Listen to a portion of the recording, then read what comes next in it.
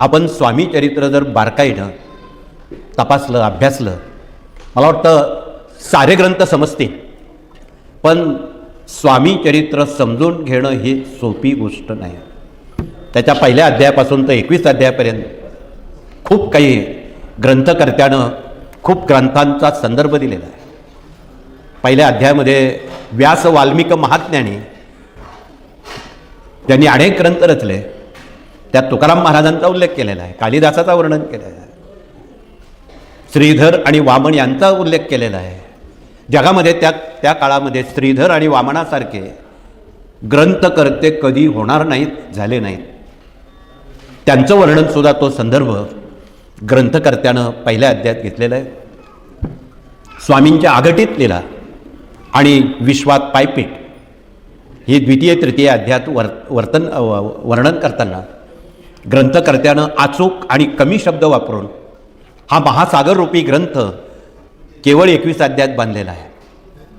तर अध्याय 4मध्ये जशी जसे व्यक्तीची प्रसिद्धी होते तसे तसे दुश्मनसुद्धा वाढतात. म्हणून कार्य वाढत चाललं की दुश्मन लोक वाढतात. स्वामींच्या बाबतीत तसंच झालं. 4थ्या अध्यायामध्ये अनेक पंथांचे लोक स्वामींचा द्वेष करण्यासाठी अक्कलकोटला आले, पण त्यांना 12 तासात त्याची प्रचिती मिळाली आणि त्यांना काय ओळखायचं ते ओळखलं. दुसऱ्या दिवशी ते स्वामींचे सेवेकरी झाले. तर अध्याय 5व्या 6व्यामध्ये 2 राजांचा धावता परामर्श ग्रंथकर्त्यानं फार कमी शब्दात घेतलेला आहे.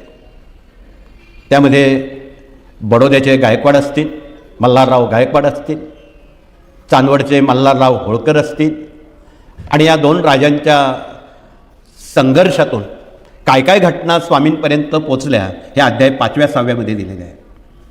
अध्याय 5व्यामध्ये होळकर भजत असताना त्यांच्याकडून काही अक्षम्य अपराध झाले. ते ग्रंथकर्त्याला शब्दशः मांडण्याला अडचण होती. परंतु त्या काळी चांदवडला एक उंच डोंगरावर अजूनही मातीचा गणपती आहे आणि तिथे 24 तास गरम पाण्याचा झरा 12 महिने 24 तास व्हायचा. त्या गणपतीचं कदाचित सत्व, पावित्र्य या सगळ्या गोष्टी जबाबदार असाव्यात. म्हणून एका तत्कालीन 2 शतकापूर्वी ते इंग्रज अधिकाऱ्याच्या लक्षात आलं, राज्य इंग्रजांचं होतं. त्यानं आश्चर्य व्यक्त केलं, एवढ्या उंचावर गरम पाणी कसं वाहतं, तेही 12 महिने. म्हणून त्यानं मागचा पुढचा विचार न करता खोदकाम सुरू केलं. साधारण 1 मीटर खोदल्यावर ते गरम पाणी येणं बंद झालं. त्यामध्ये चुनखड, कोळसा, चुना, डाईक असे पदार्थ निघाले आणि गरम पाणी येणं बंद झालं. गरम पाणी येणं बंद झाल्यामुळं, जसं तुम्ही पूर्वी घरात चुना लावायचे आणि एका बॅरलमध्ये चुना आणि पाणी मिक्स केलं की ती पाणी उकळतं, गरम होतं. चुन्यामध्ये तेवढं सामर्थ्य आहे पाणी उकळण्याचं. म्हणून जमिनीत ज्यावेळी चुनखड असेल आणि तिथून जे प्रवाह वाहतात, विज्ञानामध्ये बोलायचं झालं, ते गरम पाणी वाहतात. वघई, उणई किंवा अन्य ठिकाणी जे आज गरम पाण्याचे झरे आहेत, त्याला कदाचित हे कारण पुरेसं आहे. परंतु झालं काय, ते पाणी गरम येणं बंद झालं. राजाचं डोकं बिघडलं. होळकरांनी त्या इंग्रज अधिकाऱ्याला राजवाड्यात बोलवलं, त्याला समज दिली, तू हे आम्हाला विचारून का केलं नाही, हे गरम पाणी येणं का बंद झालं. म्हणून त्याने मागचा पुढचा विचार न करता तो इंग्रज अधिकारी ब्लॅक टी घ्यायचा आणि त्या ब्लॅक टीमध्ये, ती चहामध्ये विष त्यांनी टाकलं आणि काही क्षणामध्ये तो इंग्रज अधिकारी ते विषारी औषध पिऊन मृत झाला. ही घटना दिल्लीला गव्हर्नर जनरलला कळल्यावर या राजाला कशी अद्दल घडवायची, इंग्रज फार हुशार आणि धूर्त होते. काही महिन्यानंतर इंग्रज अधिकाऱ्यांनी त्यावेळी त्या राजांना मुंबईला बोलवलं. एक मीटिंग म्हणा किंवा औचित्य ठेवलं आणि तुम्हाला इंग्लंडमध्ये यावं लागेल आणि तिथे आम्ही तुमचा सत्कार करू. त्याप्रमाणे त्यांना इंग्लंडला घेऊन गेले. इंग्लंडला गेल्यावर 1 वर्षभर हे मल्हारराव होळकर इंग्लंडमध्ये थांबले. इंग्लंडला थांबल्यावर त्या इंग्रजांनी आपला कुटील डाव सुरू केला.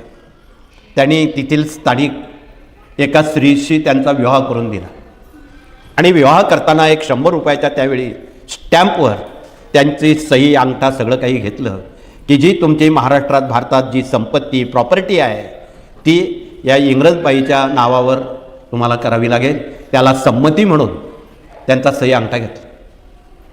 यथावकाश ते मायदेशी आले, म्हणजे चांदवडला आले, महाराष्ट्रात आले आणि कर्मधर्म संयोगानं त्या इंग्रज स्त्रीपासून त्यांना एक पुत्ररत्न झालं.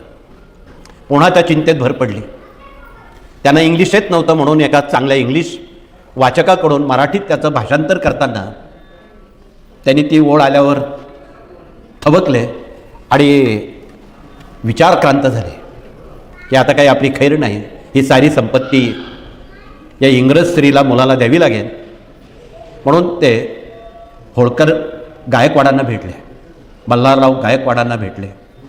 मल्हारराव गायकवाड आणि मल्हारराव होळकर यांची चर्चा झाली. गायकवाडांनी विचारलं, तुम्ही नाराज का दिसता? त्यांनी झालेली घटना सगळी ही सांगितली की व असं असं झालेलं आहे, असं असं आहे. ठीक आहे, काळजी करू नका. माझ्याकडं तात्या भोसले आणि यशवंत भोसले नावाचे सरदार आहेत, मी त्यांच्यावर ही जिम्मेदारी देतो. ते खंडोबाचे भक्त आहेत. तुम्ही यथावकाश त्या नवीन त्या इंग्लिश स्त्रीला आणि मुलाला खंडोबाला दर्शनाच्या निमित्तानं घेऊन जा. म्हणून ते दर्शनाला घेऊन गेले. तिथे यशवंतानं खंडोबाच्या मूर्तीवर अभिषेक करून त्या तीर्थामध्ये विषप्रयोग केला आणि ते तीर्थ त्या मुलाला पाजलं, त्या स्त्रीला पाजलं. काही क्षणामध्ये ती स्त्री आणि ते मुलगा मृतवत झालं. जिकडे तिकडे झाल्यावर त्यांचा अंत्येष्टी केला आणि आपण आता यातून सुटलो असं सुटकेचा श्वास टाकून ही बातमी मल्हारराव गायकवाडांना बडोद्याला कळली. आपले 2 सरदार आता या कामात खूप यशस्वी झाले असं समजून अक्कलकोटला सुद्धा खूप काही प्रसिद्धी त्यावेळी स्वामींच्या आविष्कारामुळं वाढत होती. मग आपण स्वामींनाच जर बडोद्याला आणलं तर आपलं बडोदा संपन्न होईल. म्हणून तात्या भोसलेंना अक्कलकोटला पाठवलं. अनेक धन द्रव्य संपदा देऊन, अनेक युक्त्या प्रयुक्त्या करून, परंतु स्वामी अंतर्यामी. स्वामींनी चोळप्पाला सांगितलं, अनेक जणांना सांगितलं, मी बडोद्याला जाणार नाही, ते लोक दांभिक आहेत आणि दांभिक भक्ती मला मान्य नाही. तात्या हात हलवत परत आला. गुरुचरित्र वाचूनही उपयोग झाला नाही. मग दुसरं हत्यार काढलं यशवंताचं, की यानं इंग्लिश स्त्रीला यमसदनाला पाठवलं तर आपण त्याला अक्कलकोटला पाठवू. तसं स्वामींना त्याआधी तात्या भोसलेंनी मेळण्यात घालून पळून नेण्याचा सुद्धा प्रयत्न केला, पण ते सगळं अपयशी झाला, अयशस्वी झाला. मग त्यावेळी खूप खंडणी देऊन यशवंता अक्कलकोटला पाठवला. अक्कलकोटला ही गोष्ट स्वामींना कळल्यावर स्वामी अतिउग्र अवस्थेत त्याच्या अंगावर आले आणि अत्यंत उग्र भाषेत त्याला दम दिला. अरे म्हणे, विष पाचतो नाही का म्हणे, माणसं मारतो नाही का म्हणे, तुला काही मिनिटामध्ये इंग्रज बेड्या घालतील आणि तुझी रवानगी जेलमध्ये होईल आणि तुला जन्मठेप होईल. तुम्ही स्वामीचरित्र वाचक आहात. हातीपायी बेडी पडली, स्वामी वचनाची प्रचिती आली. ग्रंथकर्त्यानं फक्त 2च ओळीत या 2 राजांचा धावता परामर्श किती अलगदपणे सेवेकऱ्यांपर्यंत हा इतिहास पोचवलेला आहे. म्हणून स्वामी चरित्र वाचताना प्रत्येक ओवीचा संदर्भ कृपया आपण समजून घ्या. तसं इतकं स्वामीचरित्र सोपं नाही. तुम्ही 21 अध्याय 21 वर्ष वाचले तरी ते लवकर कळणार नाही.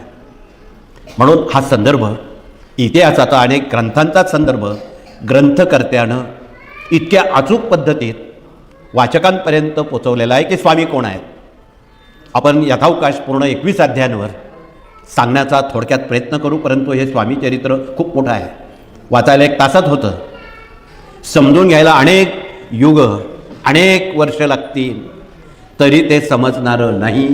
हे वास्तव लपवता येत नाही. असं